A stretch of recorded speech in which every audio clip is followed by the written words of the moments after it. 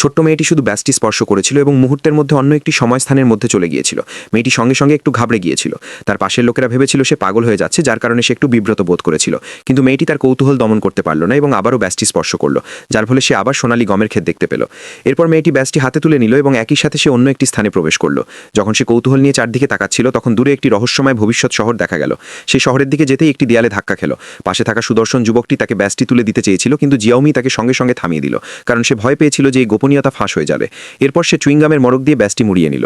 বাড়ি ফেরার পথে সে তার বাবাকে ব্যাজটির সমস্ত গোপন কথা বলল, কিন্তু তার বাবা যতই স্পর্শ করুক না কেন কোনো পরিবর্তনই হলো না। তাই অবিশ্বাস নিয়ে জিয়াওমি আবারও চেষ্টা করার সিদ্ধান্ত নিল। ফলস্বরূপ সে আবার সেই সোনালী গমের খেতে ফিরে এলো।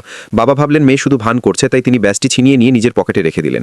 বাড়ি ফেরার পর যখন বাবা ঘুমাচ্ছিলেন, জিয়াওমি সেই ব্যাজটি ফিরিয়ে নেওয়ার সিদ্ধান্ত নিল। ফলস্বরূপ সে আবারও গমের খেতে চলে গেল। উঠে দাঁড়ানোর পর সে ভবিষ্যৎ শহরের দিকে হাঁটতে শুরু করলো। কিন্তু সে যখন পূর্ণ প্রত্যাশা নিয়ে মাত্র কয়েক ধাপ এগিয়েছিল, তখন একটি স্বচ্ছ দেয়ালে ধাক্কা ছিল। প্রচণ্ড ব্যথা তার মনকে দুঃখে ভরে দিল। ব্যাজটি পড়ে যাওয়ার সাথে সাথে মেয়েটি বুঝতে পারল যে আসলে সে সিঁড়ি দিয়ে গড়িয়ে পড়ে গিয়েছিল। ঠিক কী হয়েছে তা জানতে জিয়াওমি তার সাইকেলে চড়ে একটি বিশাল তৃণভূমিতে এলো।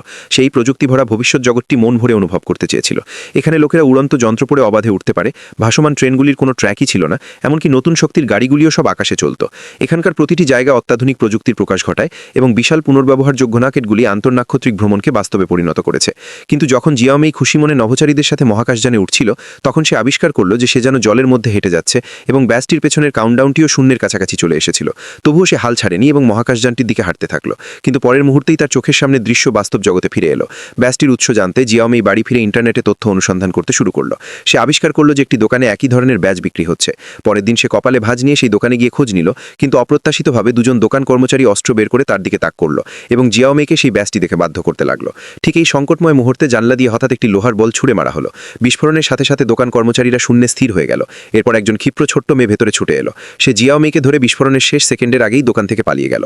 যে বৃদ্ধ লোকটি গাড়ি চালাচ্ছিলেন তিনি বুঝতে পারলেন যে তিনি কাউকে ধাক্কা দিয়েছেন, তাই তিনি তাড়াতাড়ি নেমে মেয়েটির অবস্থা দেখতে গেলেন।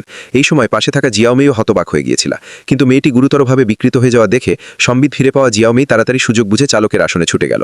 এরপর সে জোরে অ্যাক্সিলারেটরে চাপ দিয়ে ঘটনাস্থল ত্যাগ করল। চালক যখন গাড়িটির পিছু ব্যস্ত ছিলেন, তখন মেয়েটি অধুরভাবে উঠে বসল এবং চোখের পলকে তার শরীর আগের মতো সুস্থ হয়ে গেল। পিকআপ ট্রাকটি চলে যেতে দেখে মেয়েটি সঙ্গে সঙ্গে উঠে তার পিছু নিল।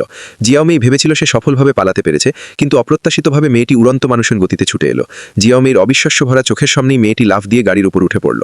আসলে মেয়েটি প্রথম থেকেই তাকে রক্ষা করছিল এবং সে যে জিয়াওমিকে ছাড়ছিল না, তার কারণ হলো সে জিয়াওমিকে পুরো মানবজাতিকে বাঁচানোর জন্য সহায়তা করতে চায়। অন্যপক্ষে দৃঢ় সংকল্প দেখে জিয়াওমি তার সাথে এখান থেকে চলে যাওয়ার সিদ্ধান্ত নিল। এরপর তারা দুজনে মিলে একটি চতুর্মাত্রিক স্থানে এলো, যা একটি চতুর্মাত্রিক স্থানের মতো যেখানে মানবজাতির যে কোনো সময়ের বিন্দু দেখা যেতে পারে। এখানে জিয়াওমি মানবজাতি বিলুপ্তির আসল কারণও দেখতে পেল।